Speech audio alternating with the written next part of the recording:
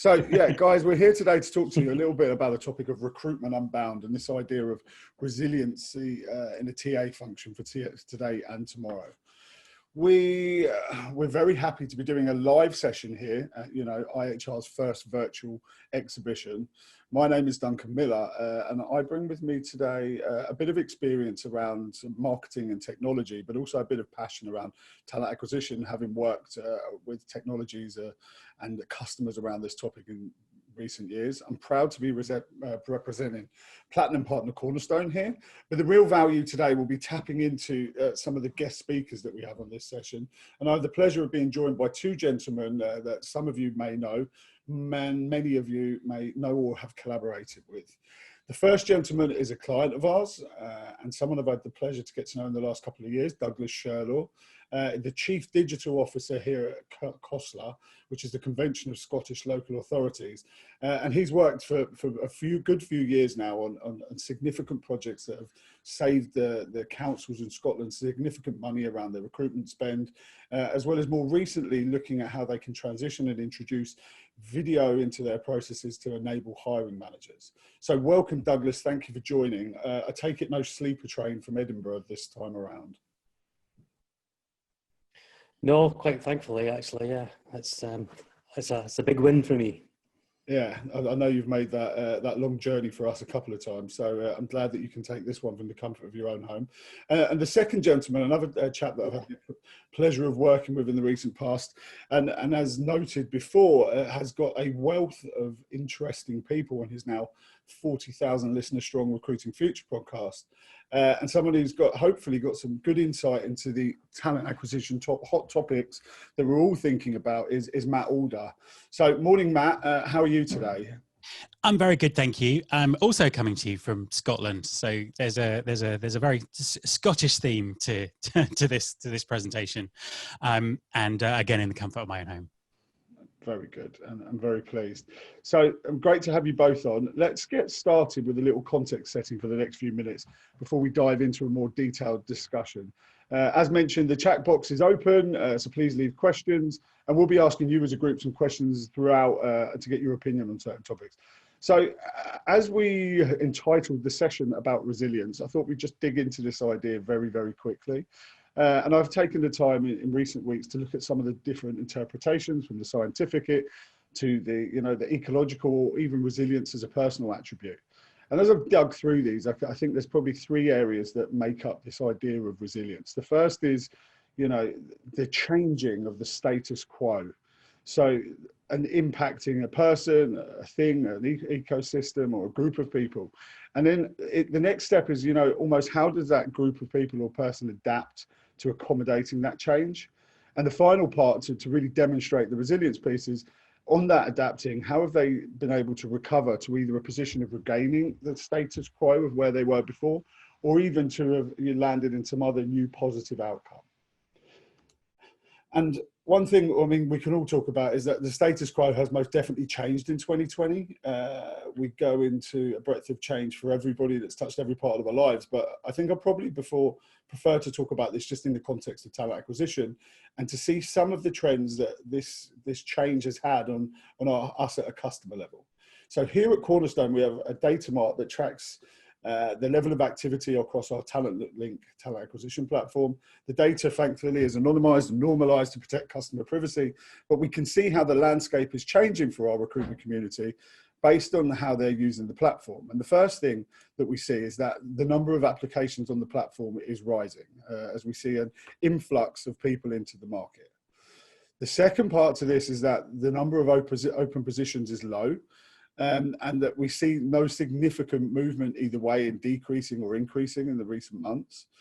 And then the third part is that the combination of this has meant that the application success rate, i.e. the number of people hired or the percentage of people hired per number of applications, is down below 1%.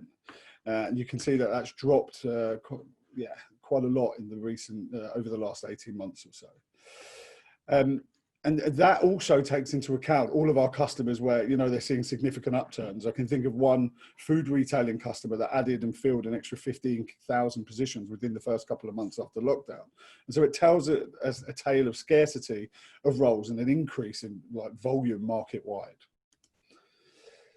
And then given that context, just to kind of, go on, Matt.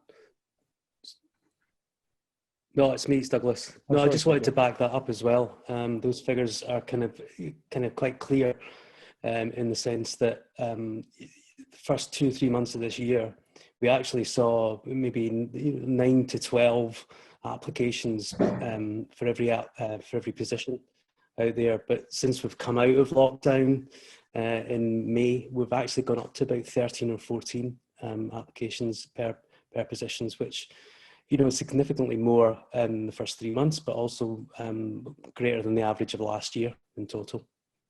Wow, yeah, and it's great that backs that up. And I think when we think about then the candidates as part of, you know, the impact to stakeholders, it's obvious then that they're in much higher competition than before.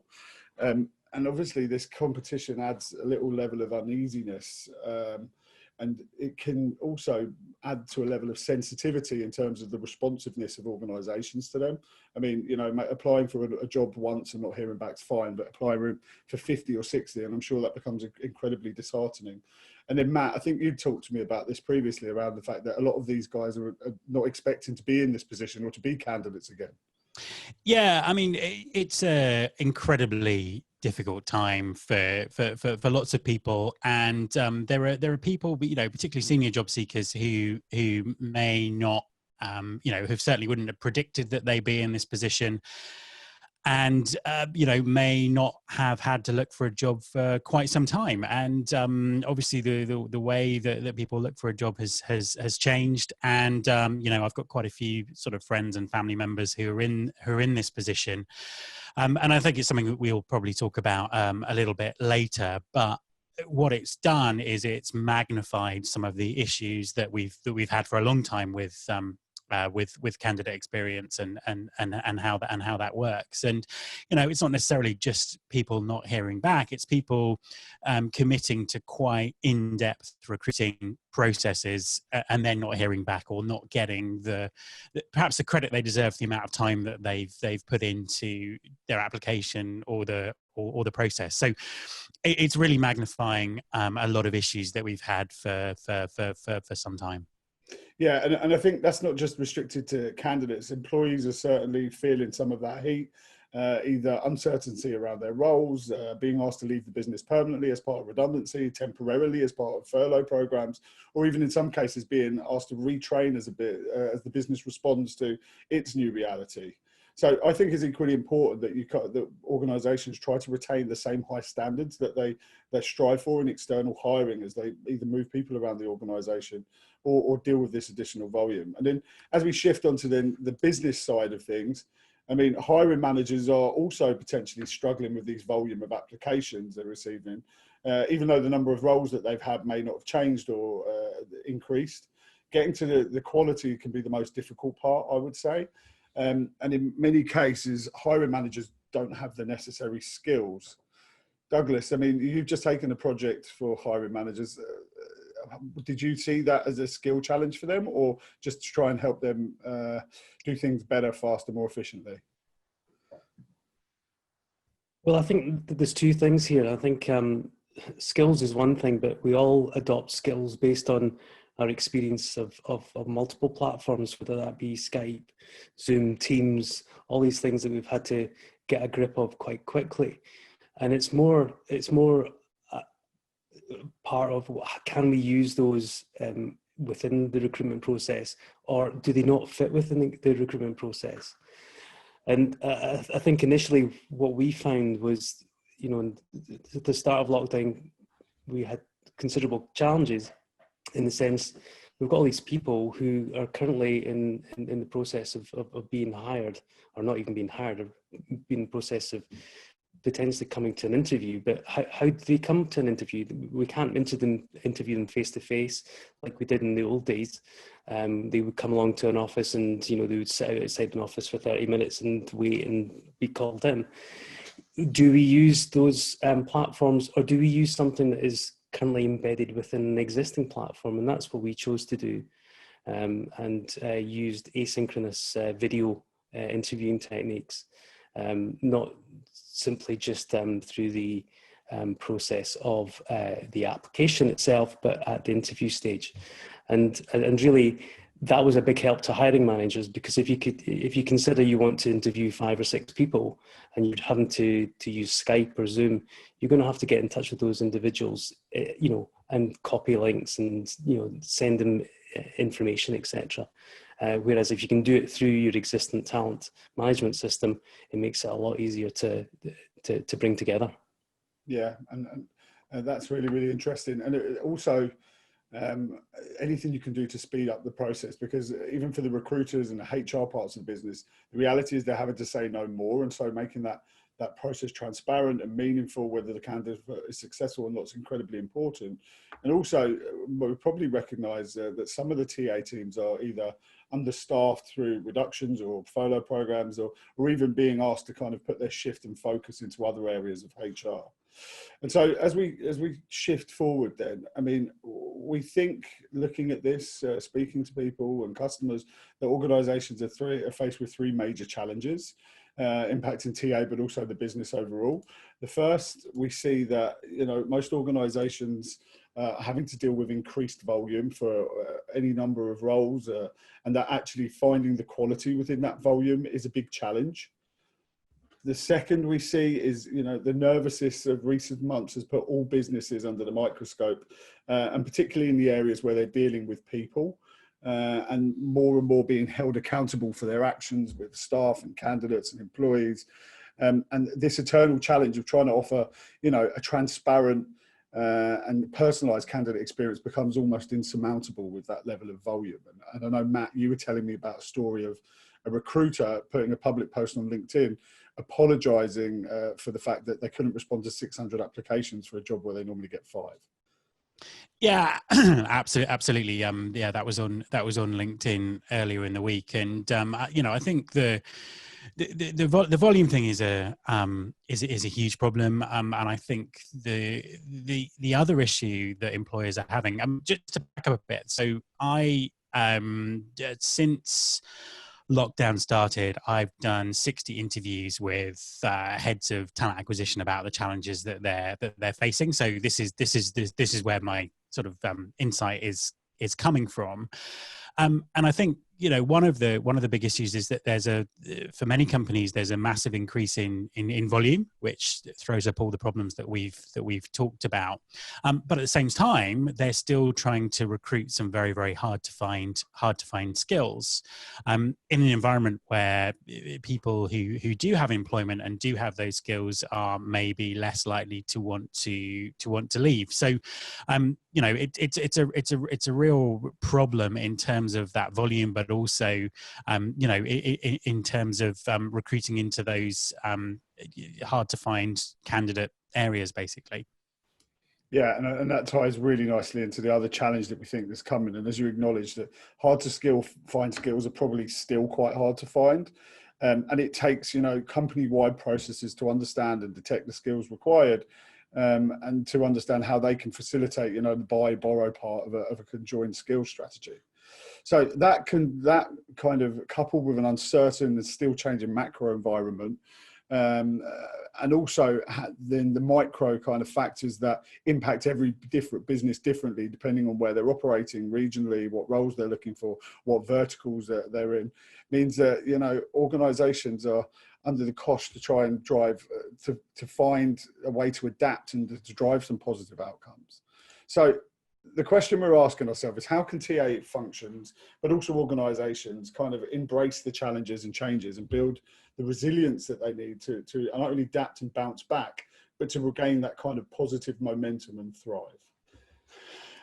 And the way that we think, and we've talked about as Cornerstone as a brand, has been around this concept of Unbound, and that all businesses need to become unbound. And whilst it's quite a shiny, polished marketing term, I think the context beneath it is relevant and does talk about kind of resilience. And it's all about being released from this constraint of, you know, traditional thinking, to stop trying to get back to kind of where we were, you know, like almost a rebound, because ultimately that place doesn't always exist. It's instead better probably to embrace that change and use this as an opportunity to recognize that maybe a level of unpreparedness for many of us, and to commit to building, you know, accountability, contingency, resilience and innovation into our processes, so that we can kind of adapt to this change now, but also, you know, set ourselves up for future changing environments in the future.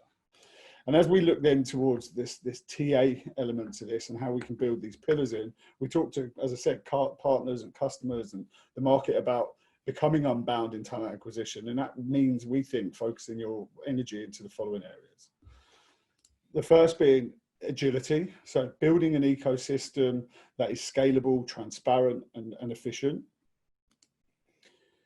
Authenticity, living the values of your brand in every interaction.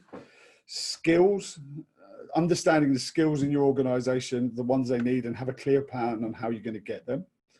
And finally, almost learning as an adaptability accelerator. How can you give your stakeholders that we talked about above the tools to facilitate change? And so over the next kind of 15, 20 minutes or so, Douglas and I are going to dig, and Matt are going to dig in a little deeper into these topics around how organizations can and are starting to become unbound. And yeah, please add questions, and we'll add a few questions back to you as well. So Matt, we talk about agility. It's a big word with lots of different meanings and interpretations. What does it mean to you in the context of recruitment? Yeah, it's an interesting question. As I say, I've been interviewing a lot of people about the changes that they're going through, and you know, I think we've kind of gone through a couple of phases. I think that there was a very much panic phase back in March where everyone was suddenly working from home. As Douglas mentioned, people were perhaps trying to do things with technology that wasn't quite fit for purpose, just because it was the only technology that they had, and you know, there was no other choice in such a short period of time. But what I've noticed in a number of organizations that I've been speaking to since then is this kind of real sense of taking this as an opportunity to really, you know, to really plan for the future and think very differently about talent acquisition and how it kind of, you know, relates within the, the business, the technology they use, and it's really the organizations that can move the quickest that are going to get the advantage here. What I'm going to kind of do in this conversation is just reference a few of the podcast interviews that I've done, because I think it's you know, it's much more important to kind of hear from you know, hear from the TA leaders that I've been speaking to. So I've got one interesting example from Zillow, the technology company, which is on episode 273 of the podcast, and they actually redeployed most of their TA team across their business on short-term projects. They looked at the skills within their TA team. They weren't hiring anyone at that particular point. And they redeployed those people looking at where those skills could solve problems that the business had right now. And I think that's a great way of, you know, thinking, you know, in terms of agility, in terms of looking at the whole picture and using the resources that you have. I think the other thing that I would just add at this point is technology and automation. You know, we have a lot of talk about recruiting automation and how it can solve all these problems. And I think that the reality is that for many employers, they're very, very early stage of the recruiting automation journey. And I know Douglas's example is a fantastic example of this in practice. And I think that companies need to move really, really quickly to think about how the technology they have or technology that they can buy into can solve some of these problems from an automation perspective, because I think that the reality of where recruiting automation is a long way behind the way that perhaps we talk about it, and certainly a long way behind what is actually possible right now. Yeah, and I think that's a great point. And then Douglas, so I mean, you're at the front end of it. How do you see the role of automation or machine learning AI to deal with maybe the volume, or to help you respond to kind of remote hiring, onboarding, working conditions? I think it's going to become more and more a question that we're going to have to ask ourselves.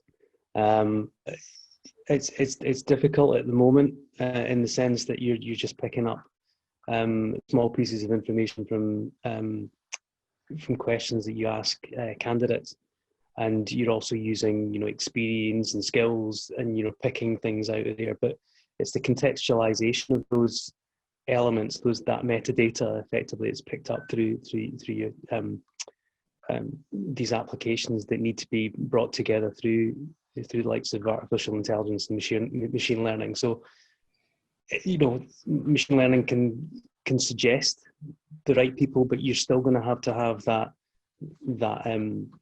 oversight and that human intervention just to check it's correct. So I think that's where things need to move the direction they certainly need to move in. But I mean, I can only say from our perspective, the technology is there for what we need it to do at the moment. And I think that's what we need to remember, is that the time is now. What can we use now? And the things that are coming on stream later on down the line that we could potentially use, we always have to be mindful of what's coming around the corner. Yeah. Okay.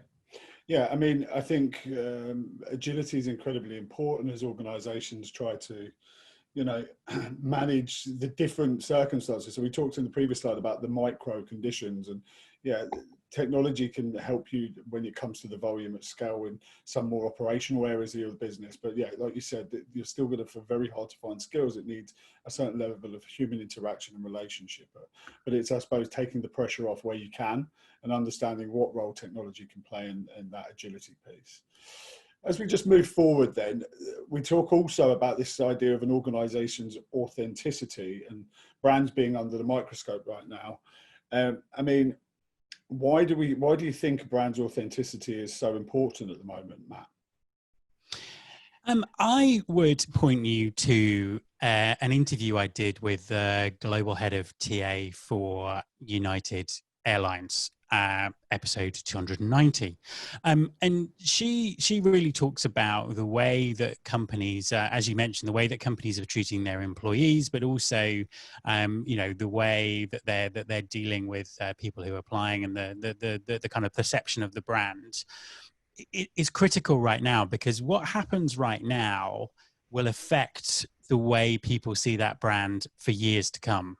So the point that she makes is actually, there may be, very little impact right now, while there are lots of people applying for jobs, and, lots of just general kind of stress and, emergency thinking out there. But, 2 or 3 years down the line, the damage that employers might do by, not being authentic, not dealing with people in the right way, not surfacing the great stories about what's happening in their organization through this tough time, will have an implication on how they hire and who wants to work for them in the future. And that was coming from someone in the airline industry, which is probably really at the front line in terms of the kind of collateral damage from everything that's going on.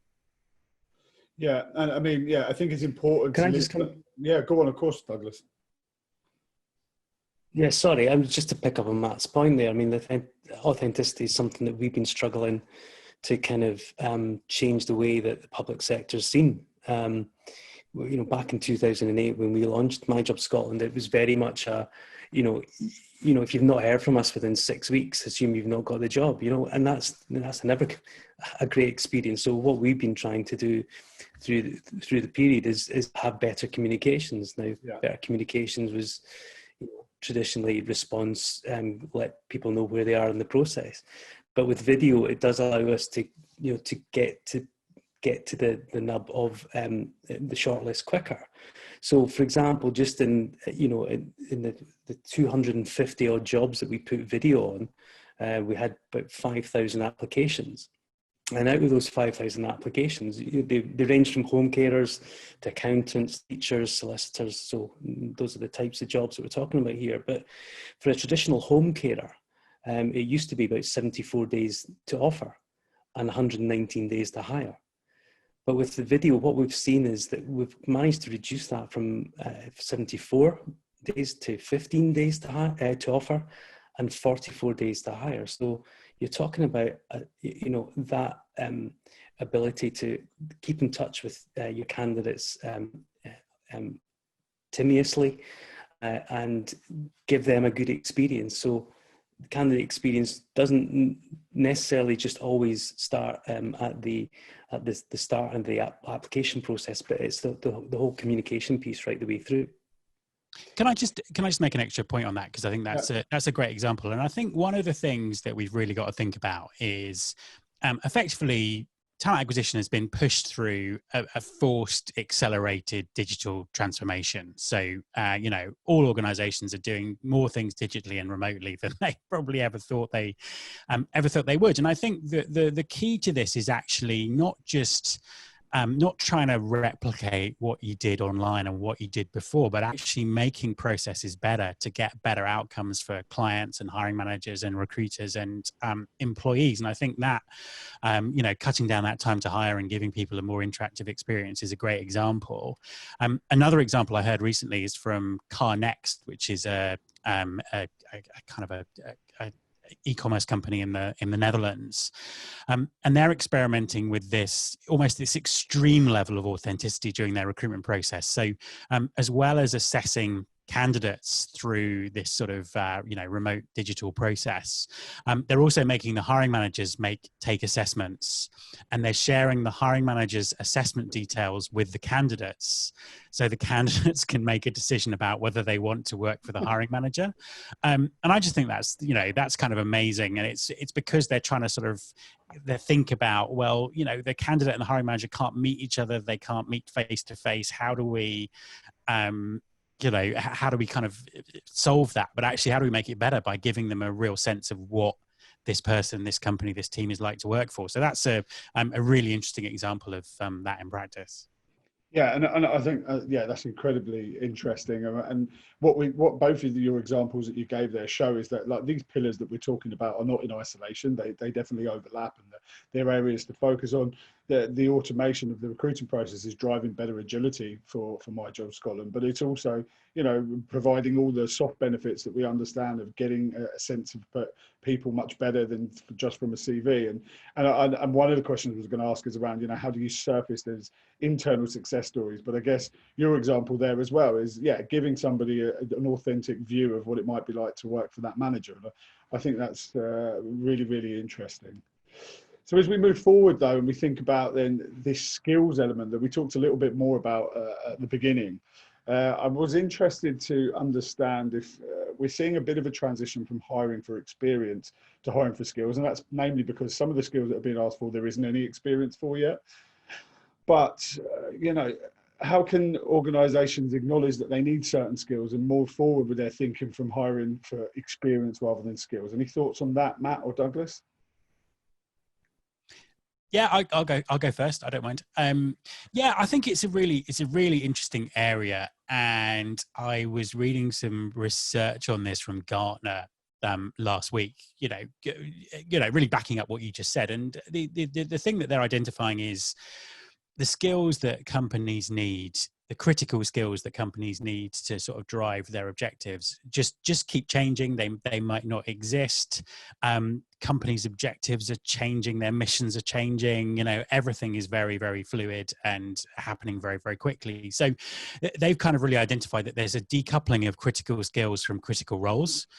So critical skills are actually more important than critical roles, and companies should be thinking about how they can upskill people with the skills they need rather than preparing them for the next role, and also looking at critical roles and saying, do these people have the critical skills they need, and how can we upskill them? So I think that's really interesting. Also, this kind of move towards total talent. So how do we get skills into the business? Do we do we develop people? Do we buy skills in for particular projects? It's kind of accelerated a lot of thinking that's going on out there, but it's definitely a very big shift. Yeah, and it's almost, not allowing TA functions to operate in maybe as separately as they wanted to before, because there definitely needs to be greater collaboration across the talent functions in order to, you know, agree upon what the right skills are, but also feedback from the market, how we're seeing skills changing in job roles that are being posted, and how do you make sure that the people that you get to that gap inside your business. Douglas, any thought on, you know, the hard detecting skills or assessing skills from your organisation?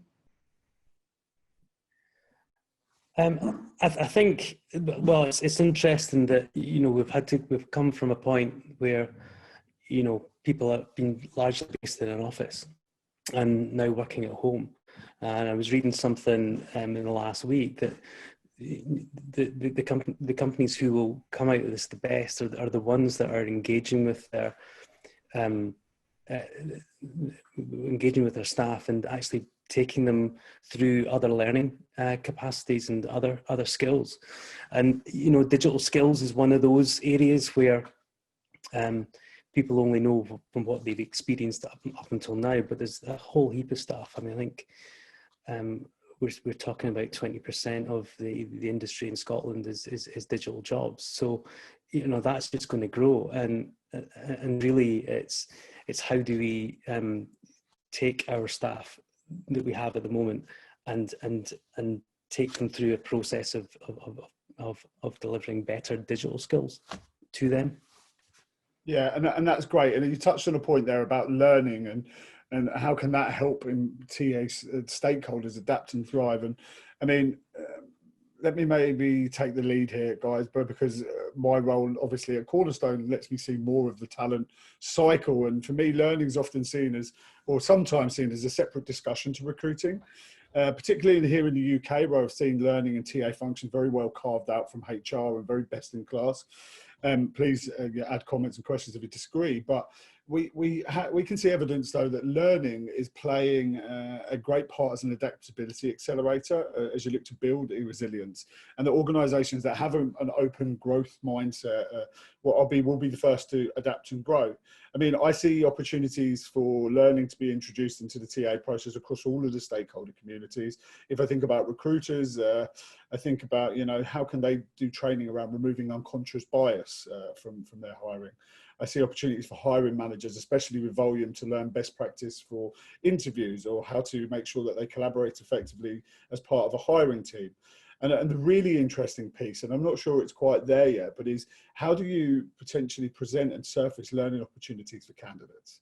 So as an organisation starts to understand the skills they need for their business and begin looking for them, will we see a shift away of trying to find this perfect, almost unicorn candidate? And will we then see organisations prioritising certain skills? And when they get to a certain number or a certain level of the skills that candidate has, a certain percentage, they then accept that actually that's good enough, and let's take the opportunity then to develop that person into exactly what they need to. So, I mean, what do you think of that, Matt or Douglas? Do you think that's something that may happen in the future? Yeah, I think it's really interesting, and it comes back to my point about digital transformation. You know, we have these fantastic digital learning platforms, you know, available, and you know, it just seems that should really be playing a key part of what employers are doing. You know, I've had a couple of conversations about long-term talent engagement recently, most notably with one of the TA leaders at Uber, who are looking at you know, talent marketplaces and engaging with candidates on a long-term basis. And you know, why not offer people the opportunity to you know, to learn and give them access to platforms. I did an interview last year with Google in India, who were talking about how they were recruiting out of universities, and they were engaging with students over a 3 or 4 year process and providing them with learning platforms and learning opportunities to kind of supplement what they were you know, what they were doing. And I think the other point around there is about hiring managers. Earlier in the year, I did a piece of research into hiring manager relations. It was kind of, we did it sort of before the lockdown hit, and one of the things that really came out was this real inconsistency between employers in terms of, how much hiring managers know about talent acquisition, how involved they are in the process, and also how the talent acquisition team engages with them and trains them. And it just seems that, with this remote working and with these digital learning platforms, there's a real opportunity there. Brilliant. So, guys, thanks so much. I want to run now some polls to try and get some feedback from the audience around how they see some of the topics that we've just talked about. So we're going to run one on each on agility and authenticity, as well as skills and learning, before we moved into some takeaways and some final questions. So would you be able to help us run that first poll there?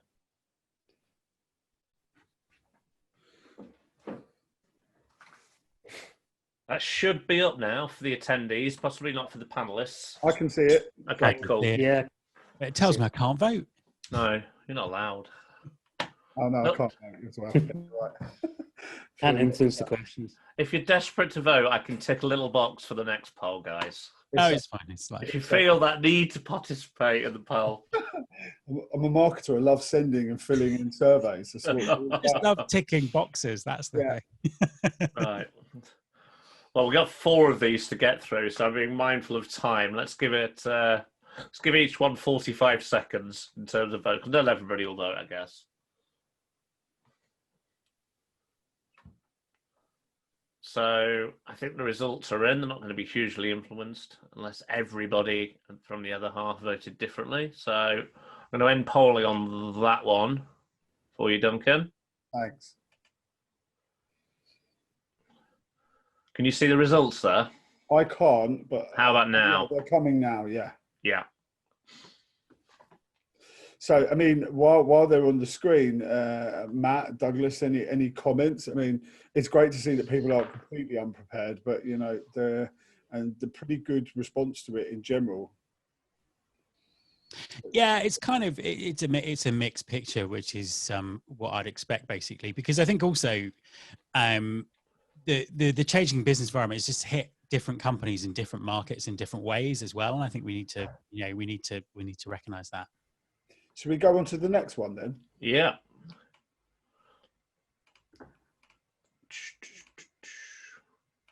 There we go. Yeah, and it'll be interesting to see. I mean, I think all of these things here are important, and Douglas certainly talked about, human representation as being critical in addition to technology. We talked about relevant communication. We touched on, diverse and inclusive processes. But I guess I'm interested in what people think is the most important one. I'd personally be very surprised if the first one was on the top of the list. I don't know. I think personally communication it encompasses a bit of both. But yeah, let's see what people have thought.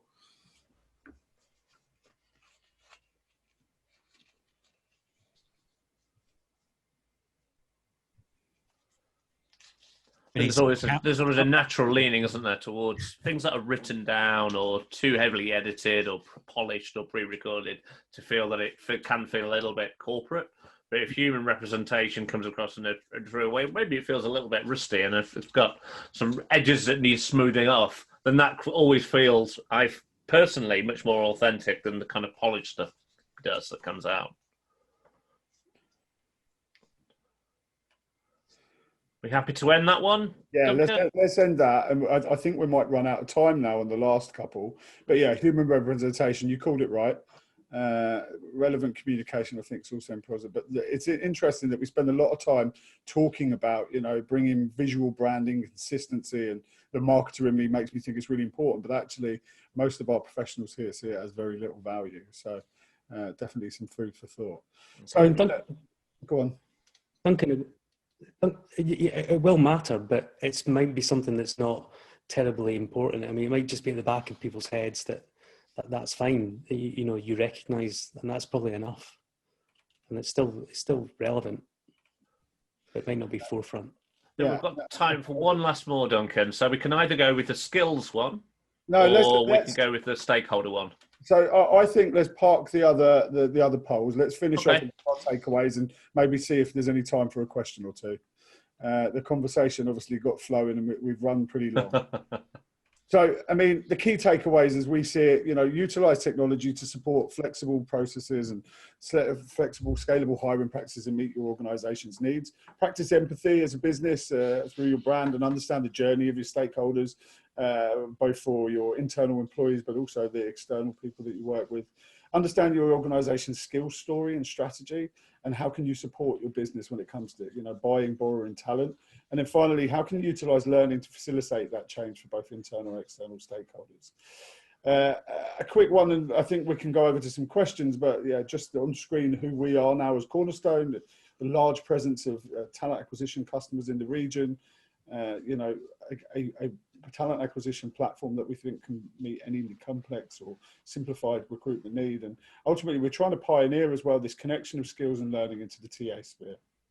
So have we got any time for questions, do you think? We've got time for one question, I think, Duncan, and it's a good one as well. So it's a question from Aomi. So in the context of reduced budgets and hiring teams being overwhelmed by the scale of volume recruiting that they're currently doing, that doesn't necessarily apply to everyone, of course. How would you suggest that teams approach finding and investing the time needed to understanding and purchasing automation tech? So, I mean, from my perspective, before we go with the two guys, use organizations that are, selling these solutions to customers and organizations all over the world. They understand the multitude of how people are applying this technology, and they're really there to consult and to serve and to find a solution for you. To your problem. So engage and ask the experts on that side how they can help you, I suppose, is one thing I'd say. Matt or Douglas? I would say just, speak to people who, have used it or have used it successfully. So, events like this will help identifying those people. Yeah, 2 points. Obviously, there's lots of content and podcasts out there about this kind of stuff, which might help. But actually, the point that I make is that automation technology is all about process. So actually understanding your process from a candidate perspective is really, really important, because, you can buy the best automation tech in the world, but if you're automating a process that doesn't work or isn't good, then you're not really getting yourself any kind of advantages. So I think that the strategy behind it is as important, if not more important, than the actual sort of tech that you look at.